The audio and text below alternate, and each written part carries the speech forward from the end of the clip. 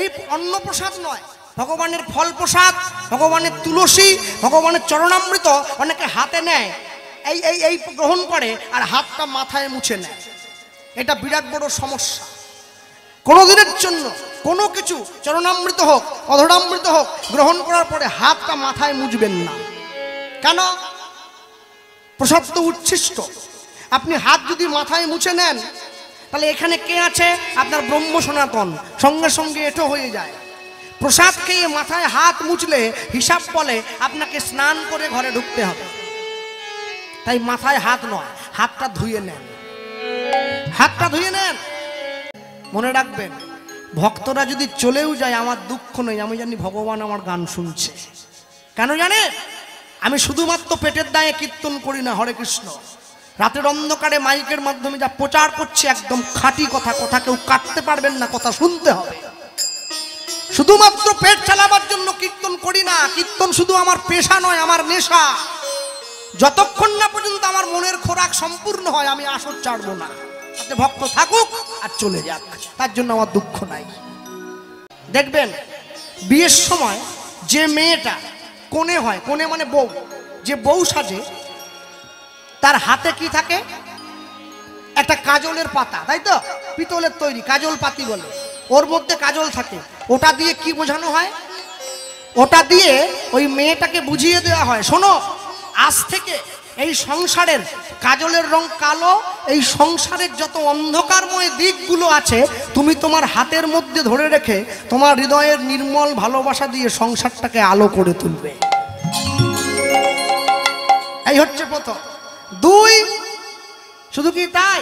দেখবেন বিয়েতে মেয়েকে সবকিছু লাল পরানো হয়, শাড়ি সব লাল, সিঁদুর লাল। লাল কেন? লাল হচ্ছে ভালোবাসার রং।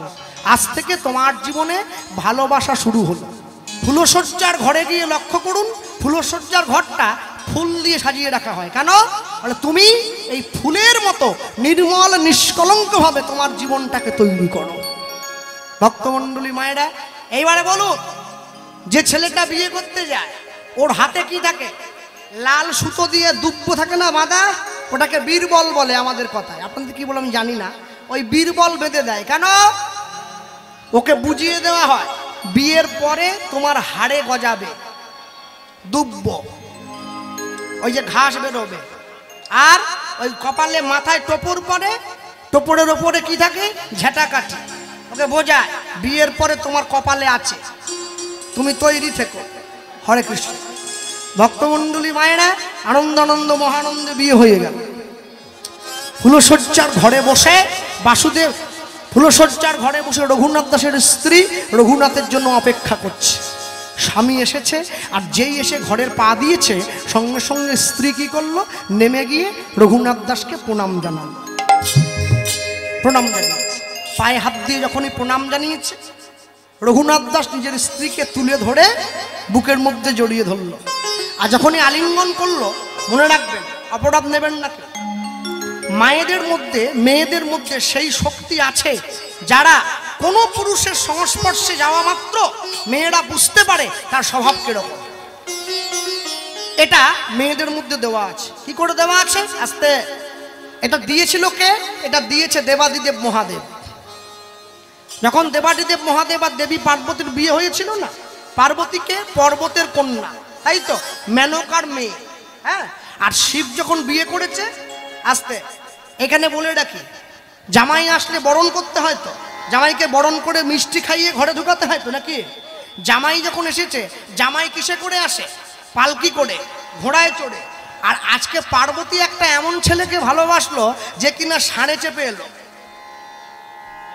ষাঁড়, শুধু কি ষাঁড়, বরযাত্রী কারা? ভূত, নন্দী ভিঙ্গি।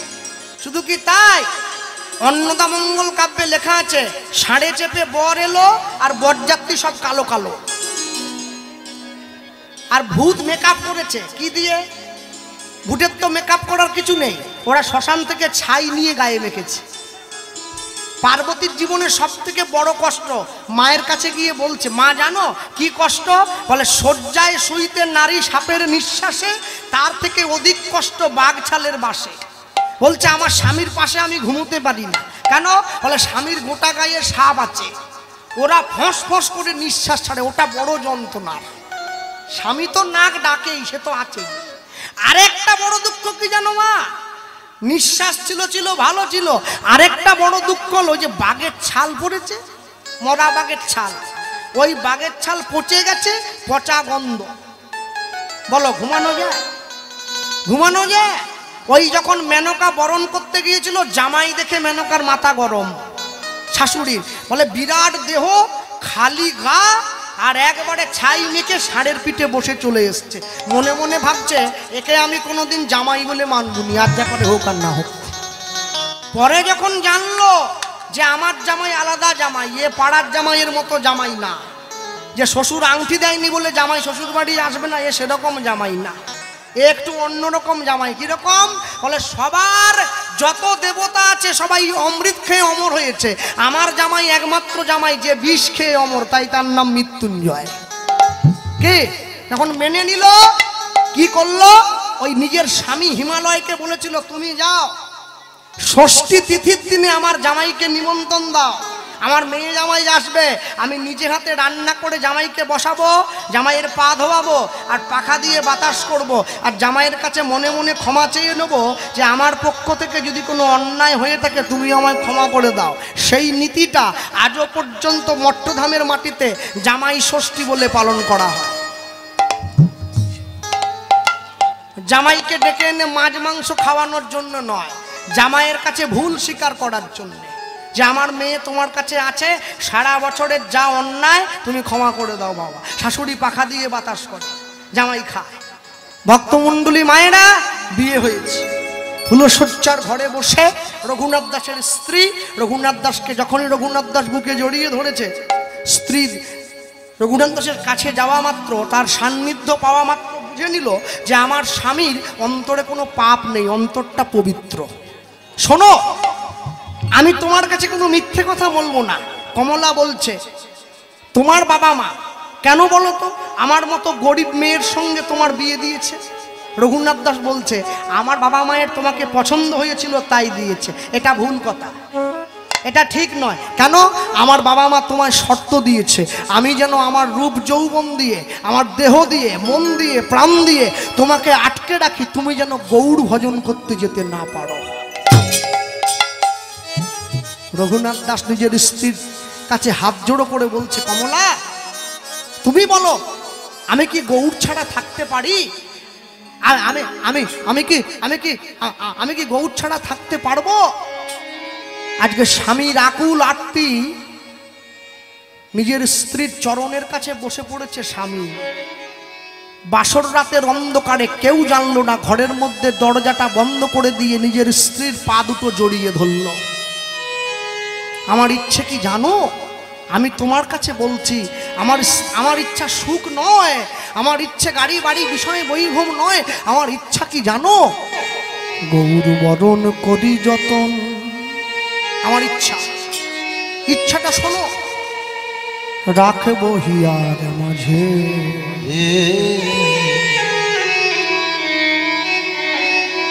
গৌরঙ্গের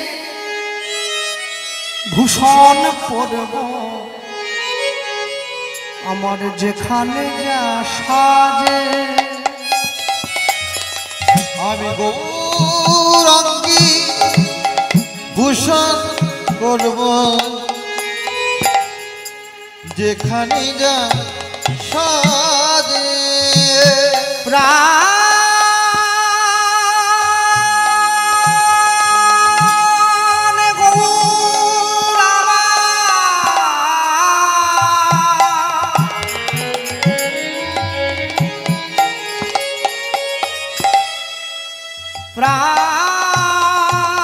গৌর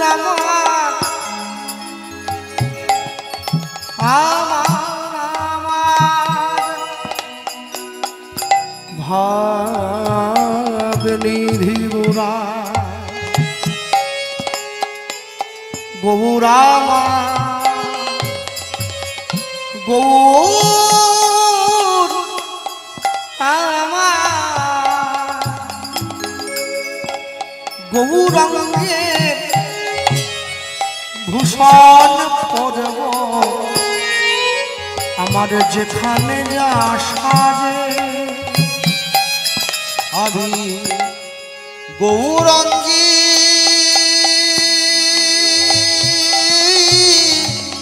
ভূষণ করব যেখানে যা সাজে গৌর বদন গোরচনায় শোনো শোনো, 7টি নক্ষত্রে বৃষ্টি হলে সেই বৃষ্টির জল যদি কোনো সাপের মাথায় পড়ে তবে হয় মনির সৃষ্টি, সেই বৃষ্টির জল যদি কোনো বাঁশের মাথায় পড়ে তবে হয় বংশলোচনের সৃষ্টি, সেই বৃষ্টির জল হরিণের নাভিতে পড়লে তবে হয় কস্তুরীর সৃষ্টি, সেই বৃষ্টির জল যদি কোনো হাতির মাথায় পড়ে তবে হবে গজমতির সৃষ্টি, আর সেই বৃষ্টির জল যদি গরুর শিংয়ের মাথায় পড়ে তবে হবে গোরচনার সৃষ্টি। সেই গোরচনা দিয়ে লিখব গৌর বরণ গোরচনা রচনা গোরা গোরা লিখব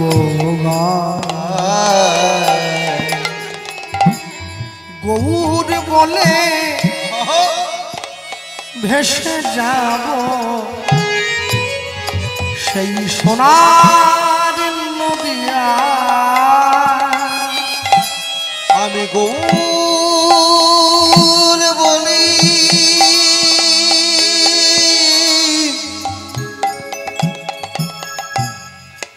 ভেসে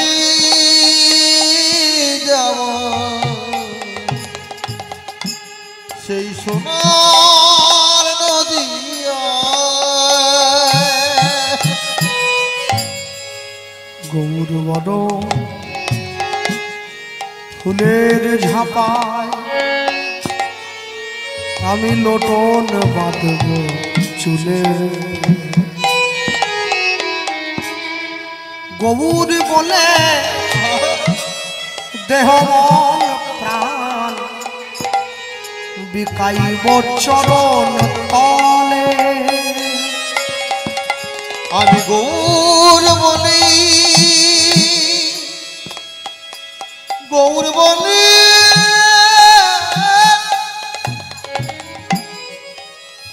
গৌর বলি দেহ মন প্রাণ বিকাইব চরণ তলে আমার আর কি আছে আর কি দেব আমার আর কি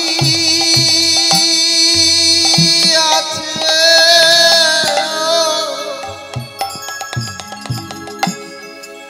আর কি দেব তুমি যা দিয়েছ চরণে তাই দিলাম রাধে আমার আর কি আছে আমি আর কি দেব তুমি যা দিয়েছ চরণে দিলাম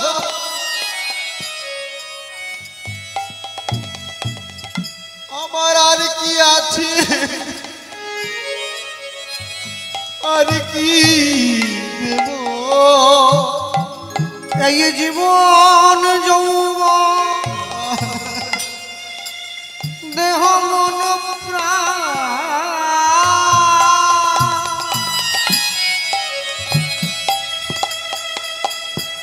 ভক্তমণ্ডলী মায়েরা মনে রাখবেন ভালোবাসা কোনো গাছের ফল নয় যে চাইলেই পাওয়া যায়। ভালোবাসতে গেলে অনেক কষ্ট করতে হয়, ভালোবাসতে গেলে অনেক ত্যাগ করতে হয়, ভালোবাসতে গেলে অনেক যন্ত্রণা সইতে হয়, ভালোবাসতে গেলে তোমায় অনেক কষ্ট সহ্য করতে হবে। তুমি ভেবো না যে ভালোবাসা মানে শুধু একে অপরের হাত ধরে ঘোরা, মেলায় গিয়ে ফুচকা খাওয়া, ভালো ভালো জিনিস উপহার নেওয়া, এটা ভালোবাসা নয়। এটাকে বলে ইনফ্যাচুয়েশন, একজনের প্রতি একজনের মোহ। এটা ভালোবাসা হতে পারে না। ভালোবাসা কাকে বলে? না যে ভালোবাসায় যে প্রেরণায় একে অপরের কাছ থেকে কিছু চাওয়ার নেই, তাকে ভালোবাসা বলে। হ্যাঁ, রঘুনাথ দাসের আকুল আর্তনাদ তার স্ত্রীর কর্ণমূল ভেদ করে মর্মমূলে চলে গেল। দরজাটা খুলে দিল, তুমি যাও, এই বাড়ির পিছন দিকে দরজাটা আমি খুলে দিলাম। এই সংসার তোমার জন্য নয়, তোমার জন্য বিশ্ব সংসার অপেক্ষা করে আছে। কত মানুষকে উদ্ধার করবে তুমি, তুমি যাও। আর শোনো, তুমি যে চলেই যাচ্ছ, আমি তোমায় এমনি ছাড়ছি না। তুমি তোমার গৌরের চরণে গিয়ে জানিয়ে দিও, এই সংসারে তোমার অভাগিনী স্ত্রী সেই গৌরের চরণ অপেক্ষা করে পড়ে আছে। তোমার গৌর শেষের দিনে যেন তার চরণটা আমায় একটু দেয়, আমি যেন তার চরণ সান্নিধ্য লাভ করে উদ্ধার হয়ে যেতে পারি।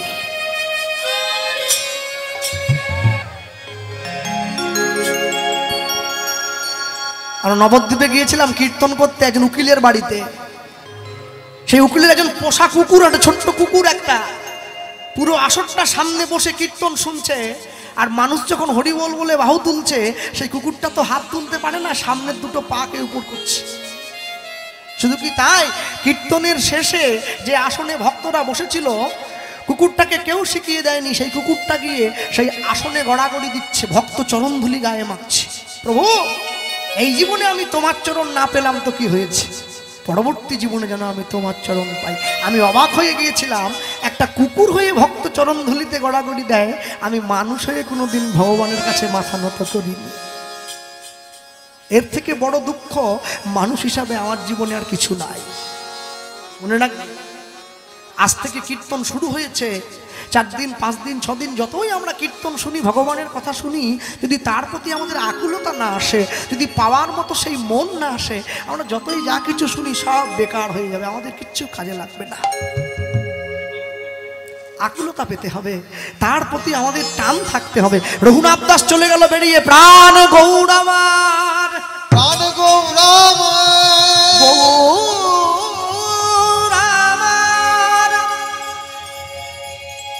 মনে কৃপা করো, মনে দয়া দয়া করো। মহাপ্রভু সন্ন্যাস দিয়েছে, কোথায় আছে? শান্তিপুরে অদ্বৈত আচার্যের ঘরে। রঘুনাথ দাস মহাপ্রভু চরণে পড়ল, প্রভু আমি এসেছি, তুমি আমায় তোমার কোলে স্থান দাও। রঘুনাথ, সময় না হলে কিছু হয় না রঘুনাথ, তুমি ঘরে যাও, রাজ্য শাসন করো। মনে রেখো, হাতে কাম মুখে নাম সদাই গ্রহণ করিবে, তুমি না ডাকিলে হরি তোমারে ডাকিবে। যেদিন তোমার সময় হবে, প্রভু ঠিক তোমাকে আমার কাছে পাঠিয়ে দেবে, সেই দিন আমরা ভক্ত ভগবান মিলন করব। তুমি ঘরে যাও। আর শোনো, তুমি চলে যাওয়ার আগে আমি তোমায় দুটো কথা বলে দিই, মনে রেখো, কারোর সঙ্গে বেশি কথা বলো না, স্থির হইয়া ঘরে যা, না হও বাতুল।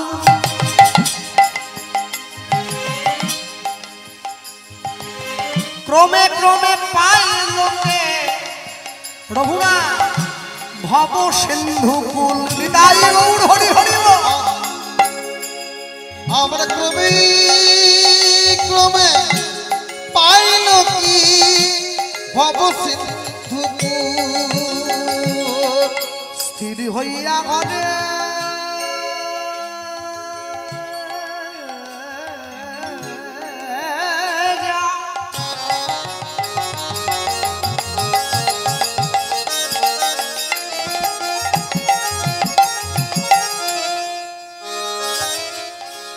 অগ্রবর্তী বক্তা যিনি কীর্তন গাইছিলেন,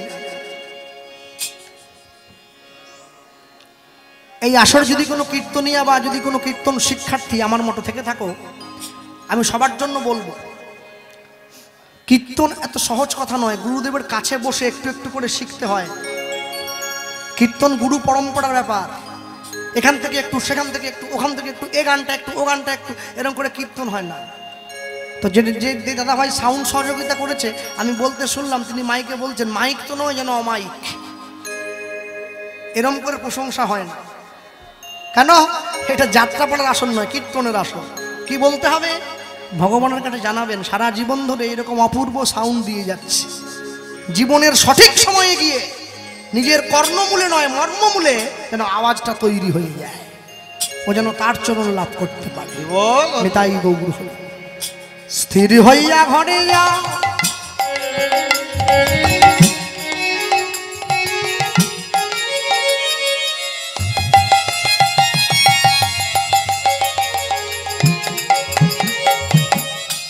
তুমি না হও বাতুল,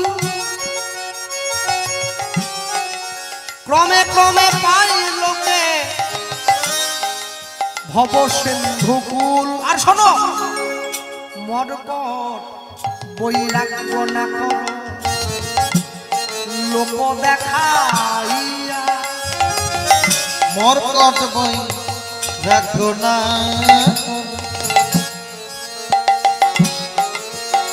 আবার লোক দেখাইয়া,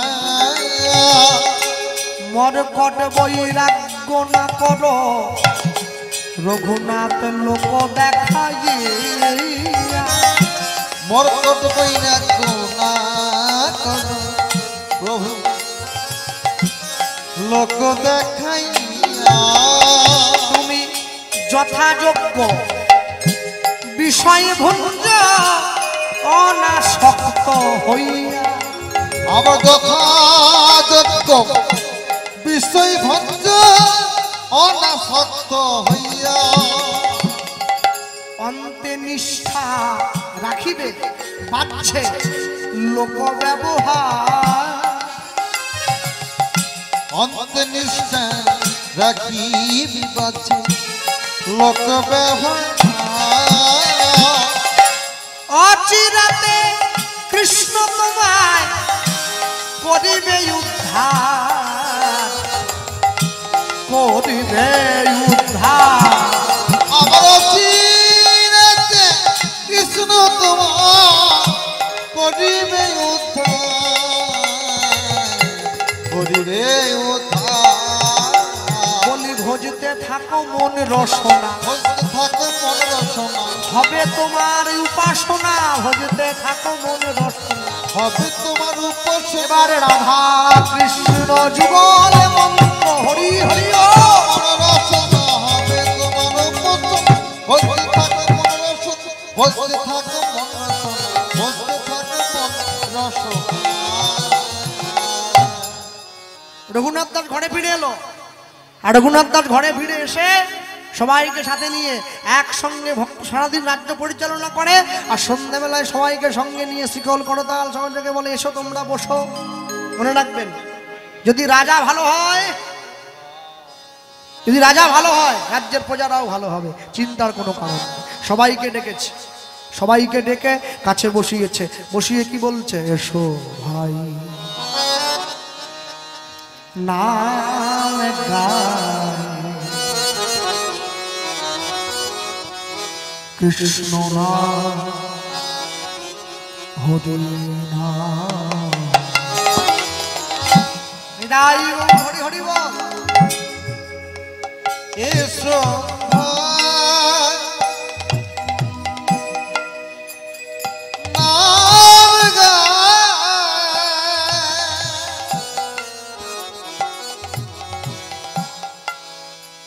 কৃষ্ণ নাম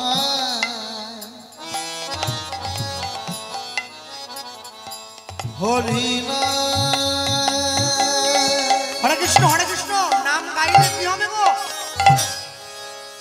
দূরে যাবে ত্রিতাপ জ্বালা তোমরা নামের মালা, দূরে যাবে ত্রিতাপ জ্বালা তোমরা নামের মালা বলো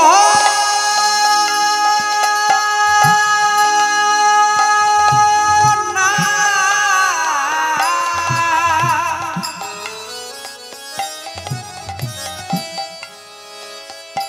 কৃষ্ণ নাম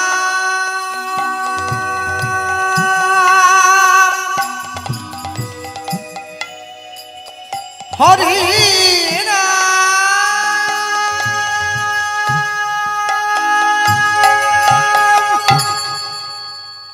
এসো ভাই নাম গা কৃষ্ণ নাম হরি নাম এসো ভাই নাম গাও কৃষ্ণ নাম হরি নাম এসো ভাই নাম গাও কৃষ্ণ নাম হরি নাম একদম দাঁড়িয়ে পিছন দিকে আস্তে। প্রত্যেক দিন সন্ধ্যাবেলা বাড়িতে জোর জোর করে খোল কর্তাল নিয়ে কীর্তন। আমার ছেলে মেয়ে পড়াশোনায় ক্ষতি হচ্ছে না? আস্তে আস্তে করুন। সদা সরি বলো হরি তোরে যাবে মোদের জীবন তোরি সদা সরি বলো হরি হরি নাম করো ভাই হরি নাম করো বলো হরি নাম হরি নাম হরি নাম বলো হরি নাম হরি নাম হরি নাম সদা সদি বলো হরি তোরে জানে জীবন তোরি বল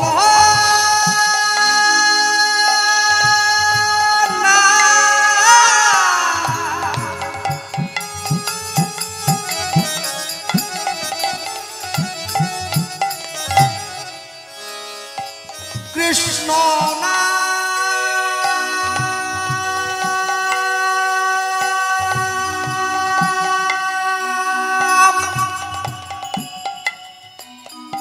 হরি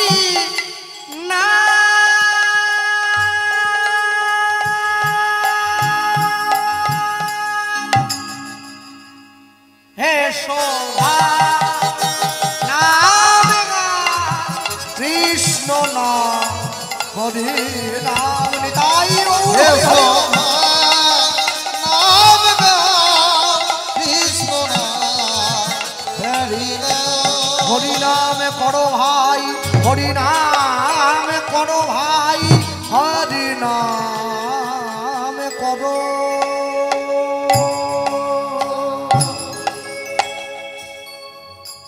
আনন্দে থাকে সুখে থাকে।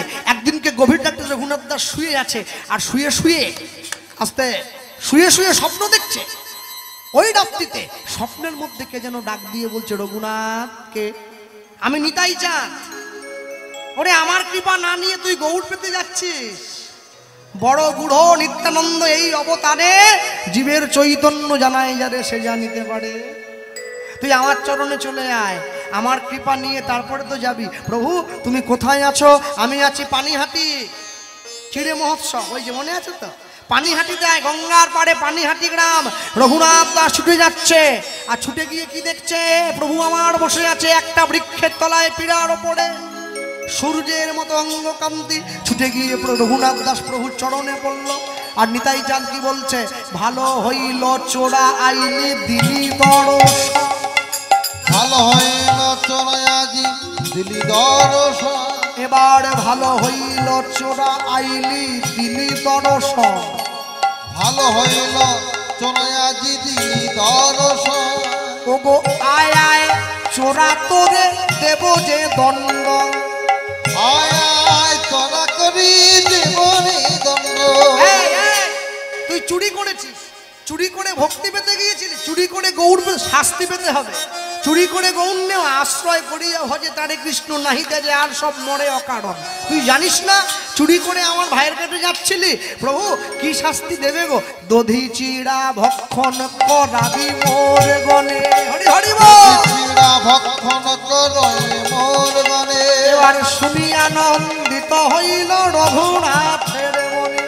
শুনি আনন্দিত হইল রঘুনাথের মনে। এবার শুনিয়া আনন্দিত হইল রঘুনাথের মনে। আবার শুনি আনন্দিত হইল রঘুনাথের মনে। তার আনন্দ ধরে না, আনন্দ ধরে না, আনন্দ ধরে না, আনন্দ ধরে না। দণ্ড মহোৎসব শুনে আনন্দ ধরে না। দণ্ড মহোৎসব শুনে আজ হরি হরি হরি বলে, হরি হরি বল। হরি হরি হরি বল। দণ্ড মহোৎসব শুনে আনন্দ আর ধরে না, আনন্দ আর ধরে না, আনন্দ আর ধরে না। আজও পর্যন্ত পানিহাটে যারা গিয়েছেন তারা জানেন দণ্ড মহোৎসব রঘুনাথ দাস হৃদয় চাঁদ চালু, ওই হৃদয় চাঁদের নির্দেশে রঘুনাথ দাস গ্রাম থেকে ভিক্ষা করে এনে সেই চিড়া দধি কলা একসঙ্গে মেখে হৃদয় চাঁদের বদনে দিল, নিজে নিল, সকল ভক্তদের প্রসাদ দিল। ভক্তমণ্ডলী মায়েরা মনে রাখবে, এখনো পর্যন্ত ওই রঘুনাথ দাসের দণ্ড মহোৎসব ওই পানিহাটি গ্রামে আজও পর্যন্ত হয়। বেশ, নিতাই চাঁদকে খুশি করে দিয়ে আশীর্বাদটা মাথায় নিয়ে ঘরে ফিরে এলো। ঘরে ফিরে এসে ঘরে আর থাকেনি, কোথায় যাচ্ছে? ওই পুরীতে খবর নিয়েছে মহাপ্রভু চলে গেছে। দিলা চলে, প্রভু আমি এইবার তোমার কাছে যাব, আর আমায় কে আটকাবে? রঘুনাথ দাস বেরিয়ে পড়েছে, নিজের স্ত্রী পথটা উন্মোচন করে দিয়েছে। হরে কৃষ্ণ। এবারে বলি, প্রভুর কাছে যাওয়ার আগে নিজের স্ত্রীর সঙ্গে সংসার কদিন করে নিচ্ছে। কিরম করে সংসার করছে দেখুন, কাকে বলে যোগ্য স্ত্রী। কিরম করে স্বামীর ভজনে সহায়তা করছে দেখুন। স্বামীর সমান ধর্ম পালন করে বলে স্ত্রীকে বলে সহধর্মিণী, তাই তো? রঘুনাথ দাস কিরম করে স্ত্রীর সঙ্গে ঘর করছে? যখন রঘুনাথ যায় গঙ্গা স্নানে, তার স্ত্রী তখন ফুল বাগানে। রঘুনাথ যায় গঙ্গা স্নানে,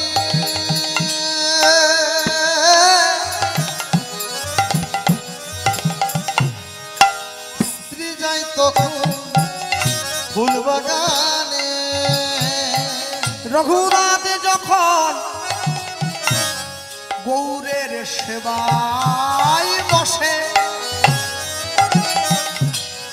তার স্ত্রী পাশে বসে চন্দন ঘষে। রঘুনাথ যখন সেবায় বসে,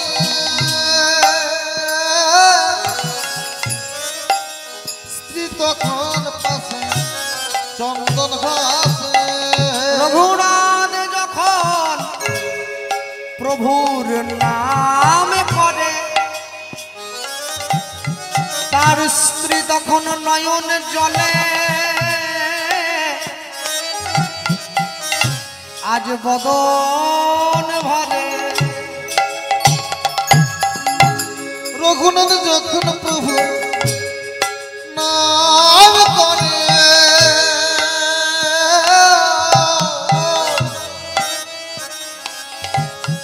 স্ত্রী তখন দুনয়নী ধারা ঝরে। এ যে যুগল ভজন রে, এটি যুগ ভজন রে। একটা কথা বলে রাখি, যে সমস্ত বাড়ির ছেলে মেয়েরা ভক্ত হয়েছ, ভগবানের প্রসাদ পেয়ে স্কুল কলেজে যাচ্ছ, মালা তিলক করছো, সেই সমস্ত বাড়ির ছেলে কি মেয়ে তোমরা আন কোনো ছেলে মেয়েকে বিয়ে করবে না, তোমাদের ভজন নষ্ট হয়ে যাবে। মনে করুন ছেলেটা প্রসাদ ভোজি, একটা মেয়েকে বিয়ে করলো, মেয়েটা মাছ খায়, ভজন কিন্তু টিকবে না, ভজন নষ্ট হয়ে যাবে। খুব সাবধান। এ যে যুগ, সেই মেয়েকে ঘরণী করে আনো, সেই মেয়েকে বিয়ে করো, যাকে বিয়ে করলে তোমার ভজনের রাস্তাটা খুলে যাবে। ভজন রে ভজন রে,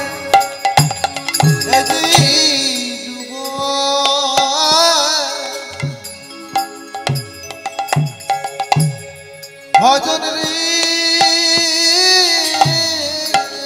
ওগো যুগলেতে হয় ভাই এ যে যুগল ভজন রে আবার যুগনেতি যুগনেতি বলি আর ইহা ছাড়া গতি নাই যুগলেতে হয় ভাই হরি বল, হরি বল, হয় বল, ইয়া ছাড়া করতে না। যুগনেতি হয় বল, ইয়া ছাড়া করতে না। যুগনেতি হয় বল, আবার যুগ ভজন রে রঘুনাথ দাস যিনি স্ত্রীর সঙ্গে কদিন সংসার করে নীলাচলে খবর পেয়েছে প্রভু আছে, ছুটে গিয়ে প্রভুর চরণে আত্মসমর্পণ করলো। প্রভু প্রভু আমি এসেছি।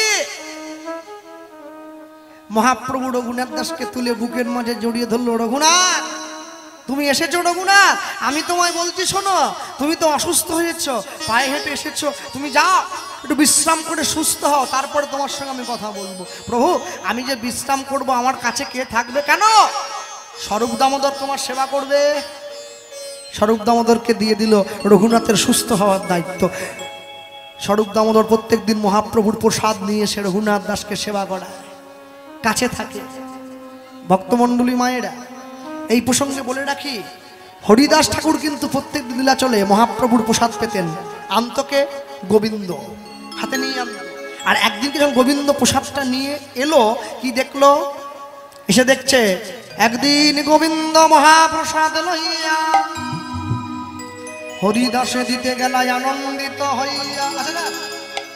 দেখে হরিদাস ঠাকুর করেছেন শয়ন, আর মন্দ মন্দ করিতেছে সংখ্যা সংকীর্তন। যে হরিদাস ঠাকুর কোনোদিন শুয়ে থাকেন, আজকে শুয়ে আছে। হরিদাস এই নাও মহাপ্রভুর প্রসাদ, সেবা করো। হরিদাস ঠাকুর বলছে সংখ্যা কীর্তন পুরে নাই, কেমনে খাইব কেমনে খাইব, আবার মহাপ্রভুর দেওয়া প্রসাদ কেমনে ফিরাইব। কেমনে ফিরাইব।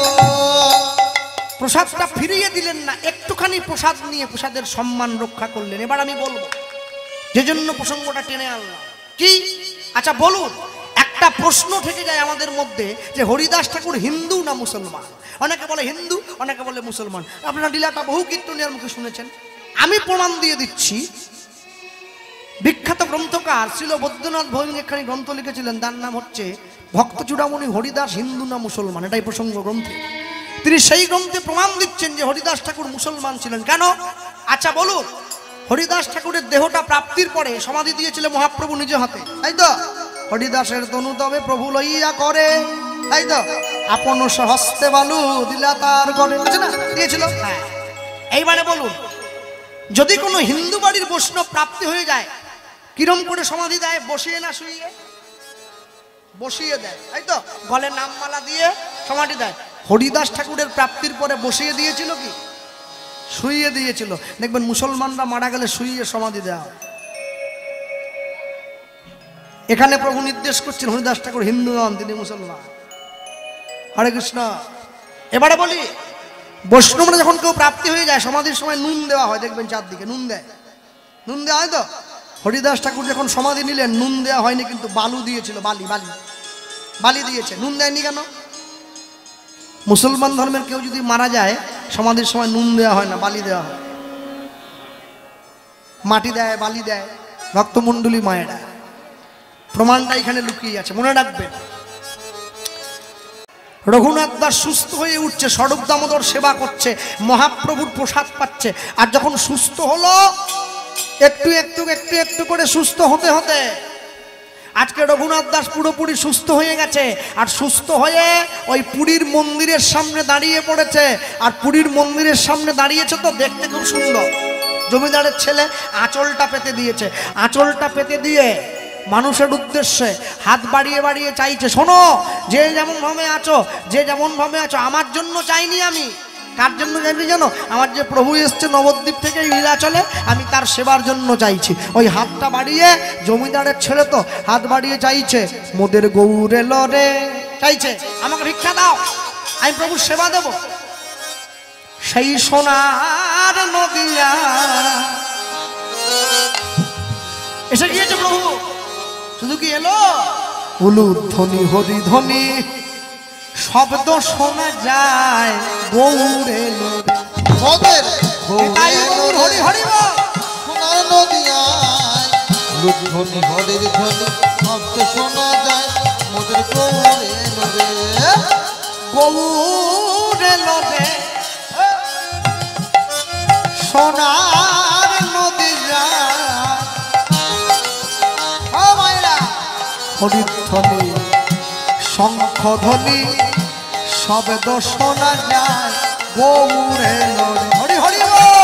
মোদের গৌরে লরে সোনার নদিয়ায় ধ্বনি হরির ধ্বনি শব্দ শোনা যায়, মোদের গৌরে লরে গৌরে লরে সঙ্গে নিতাই এলো রে।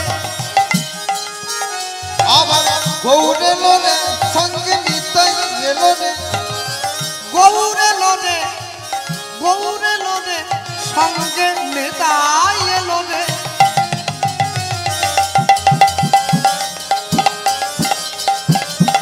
আস্তে একটু হাত তুলুন সবাই। শেষ মুহূর্তে তালিটা দিতে দিতে চলে যাবো বাড়ি। গৌরে লরে সঙ্গে নিতাই এলো রে।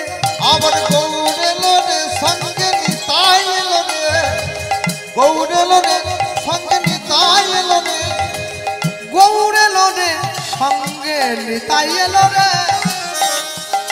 আবার গৌরে লরে সঙ্গে নিতাই এলো রে গৌরে লরে সোনার নদী যায়, হলুদ ধ্বনি হরি ধ্বনি শব্দ শোনা যায়, গৌরে লরে হরি হরি বল। গৌরে লরে সোনার নদিয়ায় ধ্বনি হরির ধ্বনি শব্দ শোনা যায়, মোদের গৌরে লরে এই, এই, এই, এই, এই।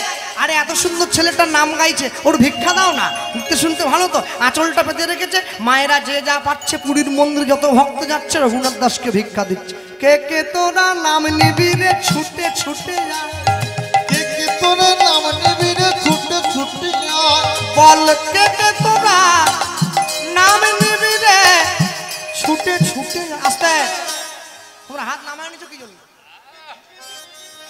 সরকার বলেছে চাল দেওয়া হবে, এখনো হাত নামাবে না, তুলে রাখো, তালিটা দাও।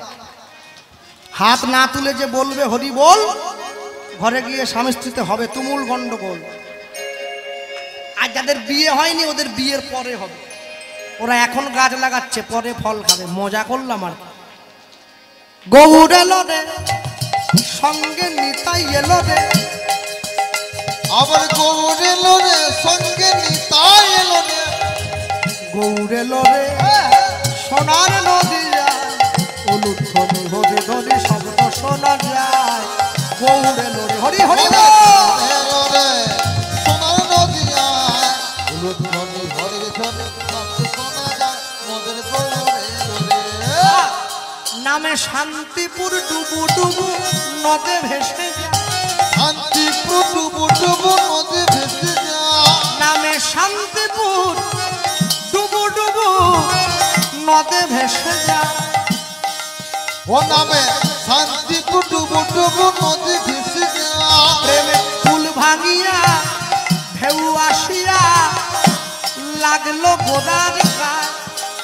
প্রেমে কুল ভাঙিয়া ঢেউ আসিয়া লাগলো গোড়ার পা গৌরে লোরে সোনার নদী যায়, হলুদ ধ্বনি হরি ধ্বনি শব্দ শোনা যায়, গৌরে লোরে হরি হরি বল। এলো রে সোনার নদিয়ায় হলুদ ধ্বনি হরির ধ্বনি শব্দ শোনা যায়, মোদের গৌরে এলো রে আরে বলি ভাই শ্রীকৃষ্ণ চৈতন্য মহাপ্রভু কি, জয় বলি ভাই শ্রীকৃষ্ণ চৈতন্য মহাপ্রভু কি।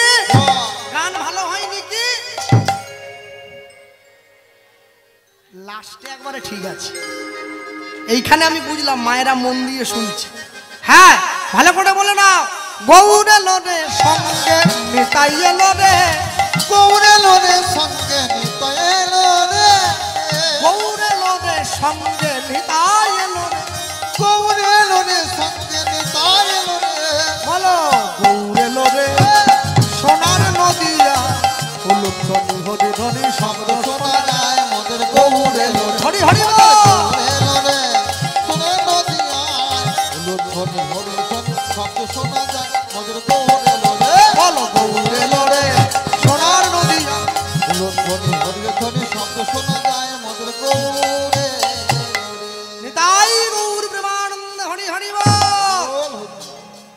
যে যা পারলো যেমন ভাবে পারলো ভিক্ষা দিল, ভিক্ষার ঝুলিটা পূরণ করে মহাপ্রভুর সামনে গিয়ে দাঁড়িয়েছে, প্রভু এই যে আমি ভিক্ষা পেয়েছি। আর যখন এই ভিক্ষার থলিটা প্রভুর সামনে গিয়ে তুলে ধরলো, মহাপ্রভুর মনে রাগ হলো। হরে কৃষ্ণ। এখানে একটু বলবো, এই যে আপনাদের মহামিলন মেলা চলছে চকসমুলিয়া ভক্তমণ্ডলীর পরিচালনায়,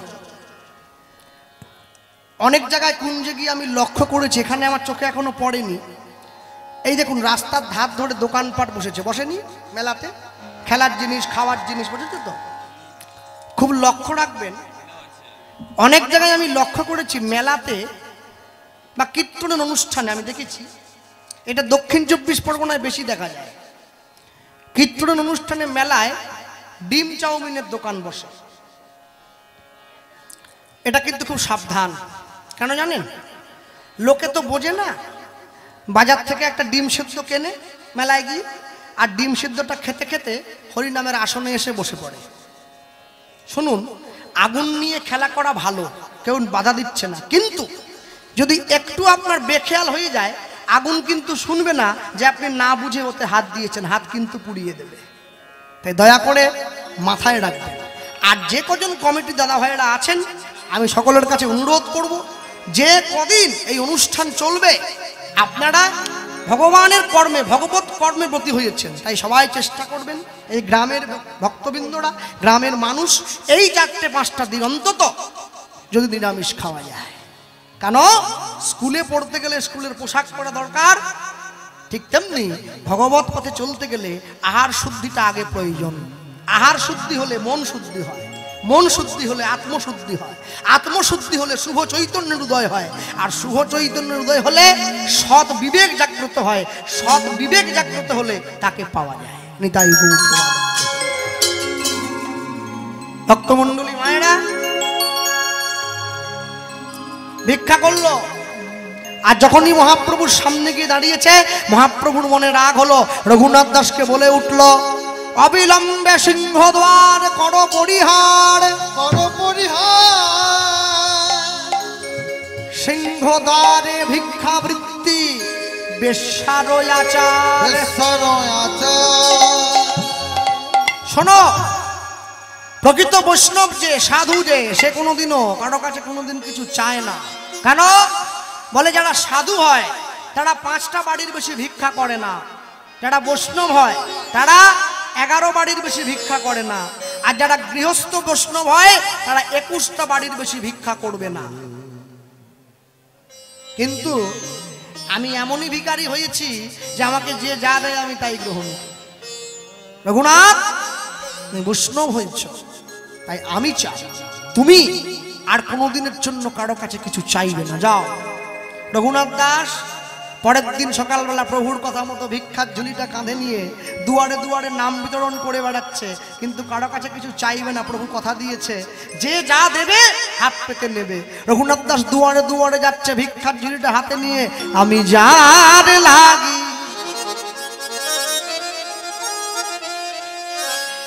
পাগল হলাম, পাগল হলে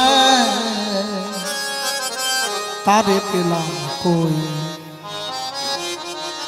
তারে পেলাম কই, তারে পেলাম কই। আমি যার লাগি ওই ভিক্ষার ঝুলিটা হাতে নিয়ে পাগল যাচ্ছি, হলে কিচ্ছু চাইবো না। তারে পেলাম, আমি তারে পেলাম গো, যার লাগি পাগল হলাম তারে পেলাম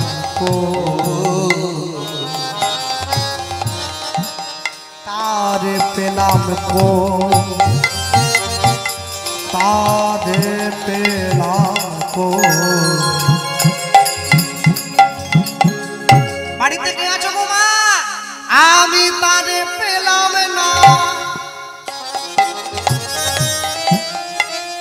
পেলাম না।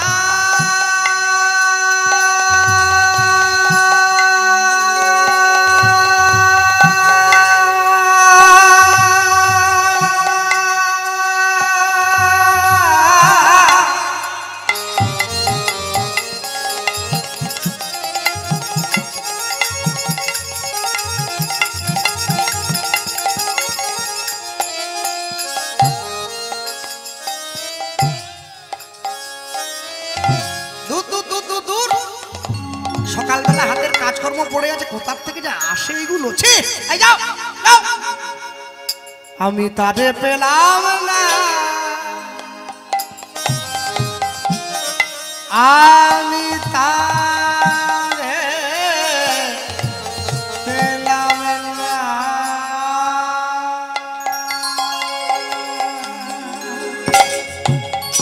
আমি তারি পেলাম না,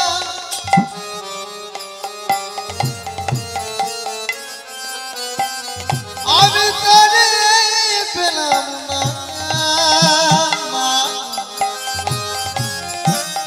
আমি তারি পেলাম না, আমি তারে পেলাম না,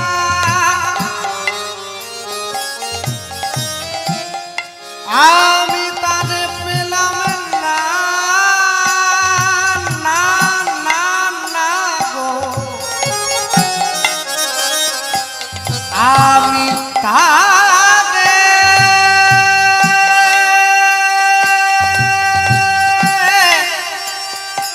পেলাম না।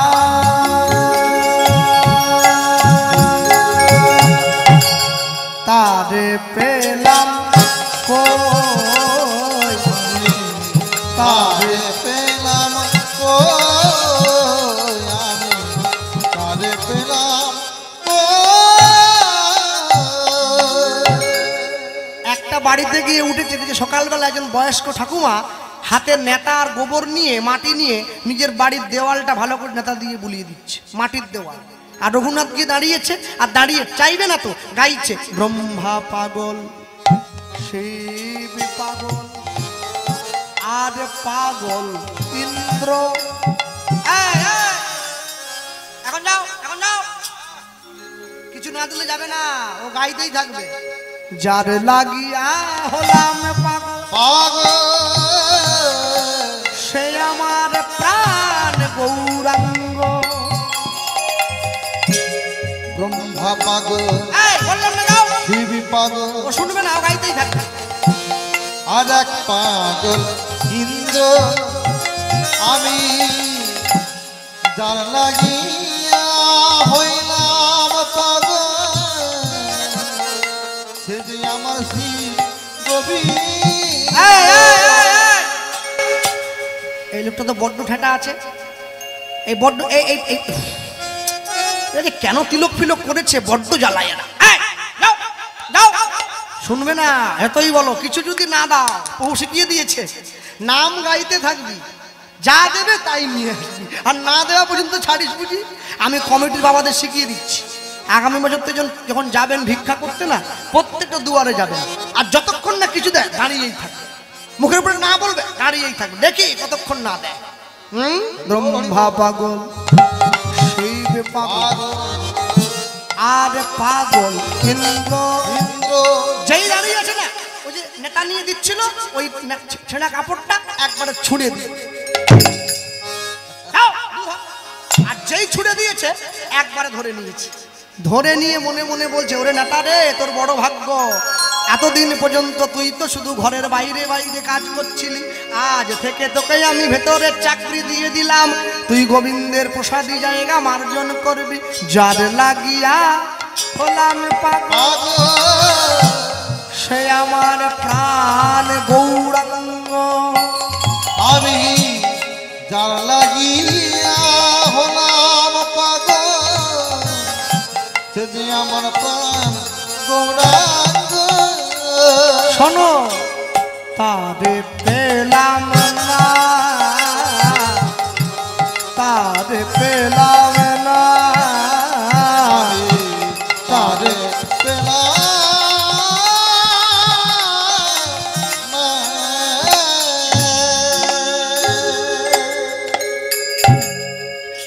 সব কিছু নিয়ে মন্দিরে ফিরে এলো। একদিন, দুদিন, 3 দিন, 4 দিন, 5 দিন, আজকে 7 দিন হয়ে গেছে, কোনো বাড়িতে কিচ্ছু ভিক্ষা পায়নি। একটা চালের দানা পর্যন্ত পায়নি যা দিয়ে নিজের উদরটা ভরাবে। মনে মনে ভাবছে, আমি যদি এইভাবে চলতে থাকি তাহলে আমি কিন্তু মারা যাব, বাঁচবো না, প্রভুর নাম গাইব কি করে। 7 দিনের দিন বিকেল বেলা গিয়ে পুরীর জগন্নাথ মন্দিরের রান্নাঘরের পেছনে দাঁড়িয়ে পড়েছে।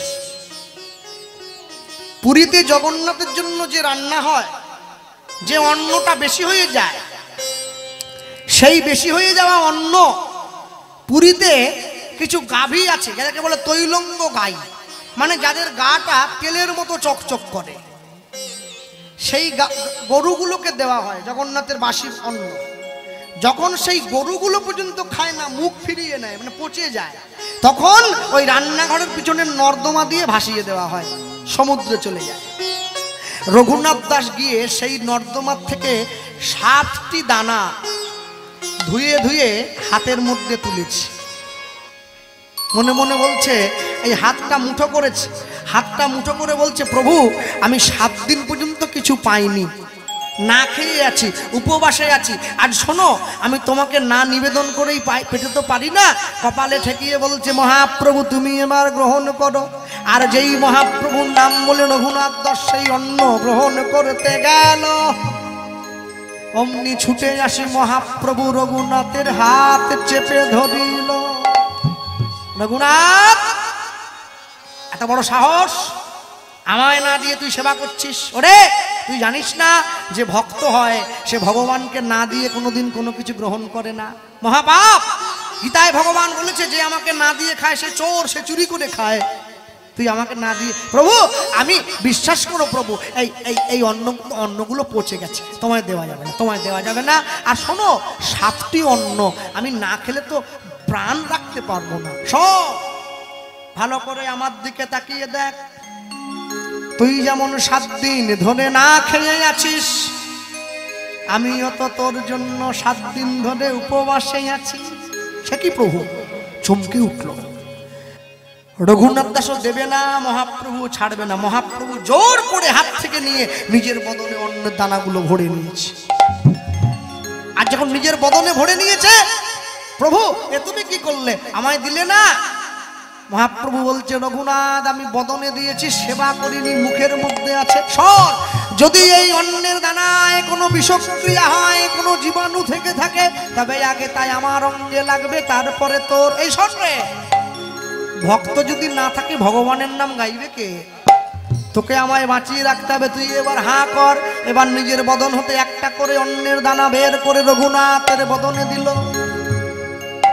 মহাপ্রভুর অধরামৃত পেয়ে রঘুনাথের অন্তরে প্রেম জন্ম নিল। নাম থেকে নামি বড়, তার চেয়ে আমি বড়, আমার চেয়ে আমার ভক্ত বড়। ভক্তের চাইতে ভক্তের প্রসাদ বড় হয়।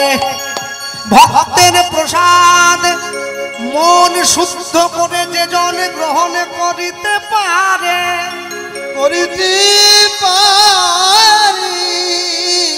দেখবেন শিখিয়ে দিয়ে যাই গোপন কথা। এমন কিছু কিছু ভজনের কথা আছে যেগুলো মাইকের মাধ্যমে সর্বসমক্ষে প্রকাশ করা যায় না, তবু কিছুটা ধরিয়ে দিই। দেখবেন ভক্ত সমক্ষে এমন অনেক বৈষ্ণব ভক্ত আছে যারা নিষ্ঠা চায়, তারা সেবা করে উঠে যাওয়ার পর যদি সুযোগ হয় সকলের অলক্ষ্যে ওই প্রসাদের থালা থেকে একটি অন্নের দানা তুলে ভক্তি ভরে নিজের বদনে গ্রহণ করুন। আমি কথা দিলাম, সাক্ষী রইলাম, আপনার অন্তরে ভক্তি আসবে। তা যদি না আসে ভগবান মিথ্যে হয়ে যাবে। যারা প্রসাদ পেতে বাকি আছেন প্রসাদ পাবেন, প্রসাদ পেয়ে তারপরে গৃহে ফিরবেন। ভক্তমণ্ডলী মায়েরা মনে রাখবেন, ভক্তের চরণ জল প্রেম ভক্তি দিতে বল, অন্য কিছু নহে সমতুল। হ্যাঁ, ভগবান বলছে যে আমার ভক্তের প্রিয় হয় সে সব কিছুর মাঝে আমায় দেখিতে পায়। হিরণ্যকশিপুর যখন প্রহ্লাদকে বলেছিল কোথায় তোর ভগবান, আছে স্ফটিক স্তম্ভের মধ্যে, বলে আছে বাবা। ভক্তের মান বাড়াবার জন্য স্তম্ভের মধ্যে ভগবান আশ্রয় নিয়েছে, যুগে যুগে বারে বারে কালে কালে ভক্তের মানটা বাড়িয়েছে। ভক্তমণ্ডলী মায়েরা সেই প্রসাদ মুখে নিল। সেই প্রসাদ যখন মুখে নিল, রঘুনাথের অন্তরে প্রেম এলো। প্রভু তুমি আমায় আজ্ঞা দাও, আমি বৃন্দাবনে যাই। রঘুনাথ দাস বৃন্দাবনে যাচ্ছে, আর বৃন্দাবনে যাওয়ার পথে প্রভুর নাম প্রচার করছে, হরে কৃষ্ণ হরে কৃষ্ণ কৃষ্ণ কৃষ্ণ, সবাই বলবেন হরে হরে হরে রাম হরে রাম রাম রাম হরে হরে, হরে কৃষ্ণ হরে কৃষ্ণ কৃষ্ণ কৃষ্ণ হরে হরে, হরে রাম হরে রাম রাম রাম হরে হরে, হরে কৃষ্ণ কৃষ্ণ কৃষ্ণ হরে হরে, হরে রাম রাম রাম হরে হরে, হরি হরি বল। হরে কৃষ্ণ হরে কৃষ্ণ কৃষ্ণ কৃষ্ণ হরে হরে, হরে রাম রাম রাম হরে হরে, হরে কৃষ্ণ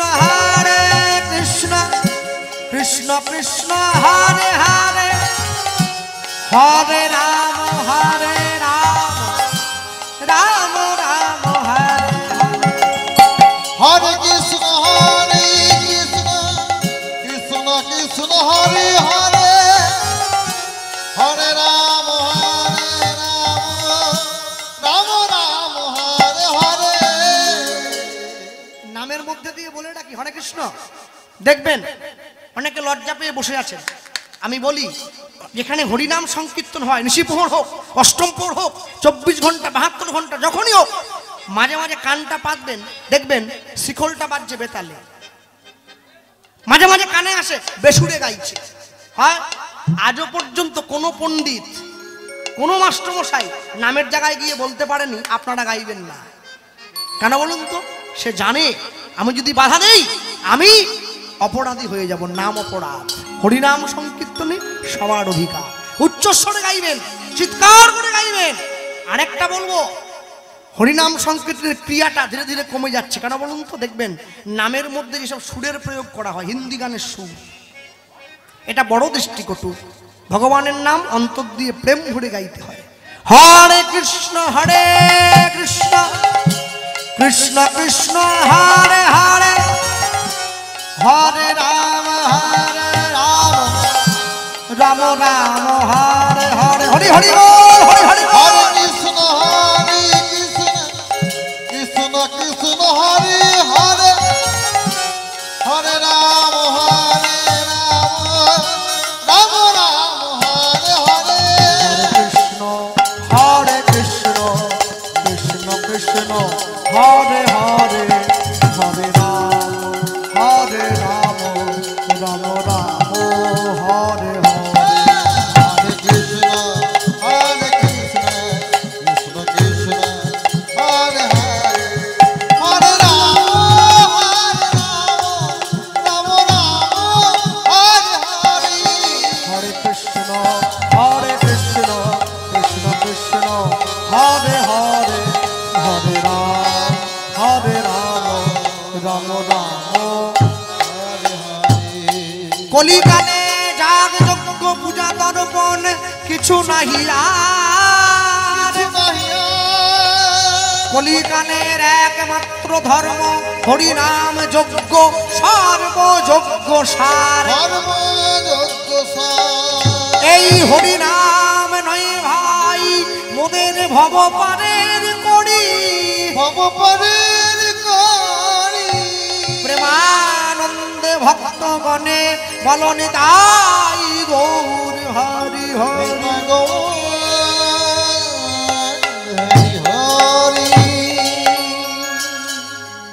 রঘুনাথ দাস ছিল বৃন্দাবনে, জীবনের বাকি দিন বৃন্দাবনে ছিলেন। কোথায়? রাধাকুণ্ডের পাড়ে বসে। এখনো যারা বৃন্দাবন দর্শনে যান দেখবেন রাধাকুণ্ডের পাড়ে রঘুনাথ দাসের সমাধি আছে। দর্শন করে মানুষে প্রসন্ন হয়, চিত্ত আনন্দিত হয়। কেন? বলছে ভক্তের সমাধি, ভক্তের কথা, ভক্তের জীবনী অবলোকন করলে সবার আগে ভদ্র হওয়া যায়। আমার গুরুদেব বলতেন, বলে বৈষ্ণব পরে হবি, আগে মানুষ হ। আগে মানুষ হতে হয়। ভক্ত হতে গেলে আগে ভদ্র হতে হয়, আগে কথা বলতে জানতে হয়, আচরণ শুদ্ধি জানতে হয়, ব্যবহার জানতে হয়। আপনার ব্যবহার আপনার পরিচয়। ভক্তমণ্ডলী মায়েরা, রঘুনাথ দাস তার জীবনের বাকি দিন ওইখানে কাটিয়েছেন। দিন রাত্রি তিনি 56 দণ্ড, এই 56 দণ্ড ভজন করতেন, ভগবানের নাম করে কাটিয়েছেন। এখানে ভক্ত সঙ্গে পেলাম, লীলা মাধুর্য আস্বাদন করলাম। এখন কথা হচ্ছে, আজ প্রথম দিন বলে একটু ভক্ত সংখ্যা কম হয়েছে, তো আমার মনে দুঃখ রয়ে গেল। যদি এটা দ্বিতীয় বা চতুর্থ দিন হতো আমি একটু বেশি ভক্ত পেতাম। আর ভক্ত বেশি হলে কি হয় বুঝতে পারছেন তো? প্রশ্ন সোজা হলে কলম চলতে থাকে, ভক্ত বেশি হলে কথা বেরিয়ে আসতে থাকে। হরে কৃষ্ণ। লীলা মাধুর্য বিশ্রাম হবে, সকলে ভালো থাকবেন। আর এই কমিটি দাদা ভাই যারা এত কষ্ট করে এই বর্ষার মধ্যেও সাহায্য সহযোগিতা করছে, এই হরিনামের আসর প্রস্তুত করেছেন, একদম শ্রীধাম বৃন্দাবন সমতুল্য। এত কষ্ট করে আপনারা ভগবানের চরণে জানাবেন। এই গ্রামবাসী বর্গের সকলের তরফ হয়ে আমি জানাবো, সারা জীবন হয়ে এই চকশমুলিয়া গ্রামবাসী বৃন্দ সারা জীবন, যুগ থেকে যুগান্তরে, দেশ থেকে দেশান্তরে, বছরের পর বছর এই মহতি হরিসভা আরো বৃহৎ থেকে বৃহত্তর, বৃহত্তম হয়ে উঠুক। বলবো জয়রূপ শ্রী সনাতন ভট্ট রঘুনাথ, জয়রূপ শ্রী সনাতন ভট্ট রঘুনাথ, জয়রূপ শ্রী সনাতন ভট্ট রঘুনাথ, জয়রূপ শ্রী সনাতন ভট্ট রঘুনাথ। ওগো শ্রীজীব গোপাল ভট্ট দাস রঘুনাথ, শ্রীজীব গোপাল ভট্ট দাস রঘুনাথ। এই ছয় গোসাইয়ের করি চরণ বন্দন, এ ছয় গোসাই করি চরণ বন্ধন, এই ছয় গোসাইয়ের করি চরণ বন্দন। এ ছয় গোসাই করি চরণ বন্ধন। যাহা হইতে বিঘ্ন না সবিষ্ঠ পূরণ, তা হইতে বিঘ্ন সবিষ্ট পুরন। রঘুনাথ দাস রঘুনাথ দাস রঘুনাথ দাস রঘুনাথ দাস রঘুনাথ দাস রঘুনাথ দাস রঘুনাথ দাস রঘুনাথ দাস। বলো ভক্ত শনে ভগবানের মিলন মাধুরী, ভক্ত শনে ভগবানের মিলন মাধুরী। এবার উলুধ্বনি হরিধ্বনি কর নর নারী, হরিধ্বনি কর নর নারী। এবার উলুধ্বনি হরিধ্বনি কর নর নারী। হরিধ্বনি হরিধ্বনি কর নর নারী। হরিপুরুষ জগৎ বন্ধু মহা উদ্ধারণ, হরিপুর জগৎ বন্ধু মহা উদ্ধার। এবার জয় জয় রাধা ললিতা জয় রাধা রমণ। জয় জয় রাধা ললিতা জয় রাধা রমণ। এবার ভক্ত শনে ভগবানের মিলন হইল, ভক্ত শনে ভগবানের মিলন হইল। এবার শঙ্খধ্বনি প্রেমধ্বনি ভুবন ভরিল। সত্যধনী প্রেমধ্বনি ভুবনে ভরিল। তাই গৌর হরি বল হরি বল হরি বল হরি বল হরি বল হরি বল হরি বল হরি বল। তাই গৌর প্রেমানন্দে সাধু গুরু বৈষ্ণবের প্রেমানন্দে হরি বল। দাঁড়িয়ে পড়ুন, একটা গান গেয়ে দেবো। হরে কৃষ্ণ আমি বলি, আস্তে আস্তে আমি বলছি। হ্যাঁ আমি বলি, কীর্তনের পরে গান আমি কোথাও গাই না, সত্যি কথা বলতে। এতে কি হয় জানেন তো, কীর্তনের আনন্দটা মাটি হয়ে যায়। শুধু আমার নিজের জেলা মেদিনীপুর, আমি ঘরের ছেলে, আমি একটা গান গাইবো, দুটো নয় একটাই গাইবো। আমি চেষ্টা করব আপনারা ভালো থাকবেন, কারণ কীর্তনের অপরাধ নেবেন না কেউ। যারা বাউল গান গায় তারা কোনোদিন কীর্তন গায় না। তা বাউল গান যারা গায় তারা যদি কীর্তন না গায়, যারা কীর্তন গায় তারা কেন বাউল গাইতে যাবে? এই রুচিবোধের পরিবর্তন আনতে হবে। হরে কৃষ্ণ। আমি একটা গান গাইবো, ঘরে ফিরবো। প্রত্যেক দিন গান আছে, শরীর খুবই অসুস্থ। যাক, এত সুন্দর ভক্ত সঙ্গ, আমি ভয় পেয়েছিলাম রাত্রি হয়েছে ভক্ত থাকবে কিনা। বাহু তুলে আনন্দ আনন্দ মহানন্দ।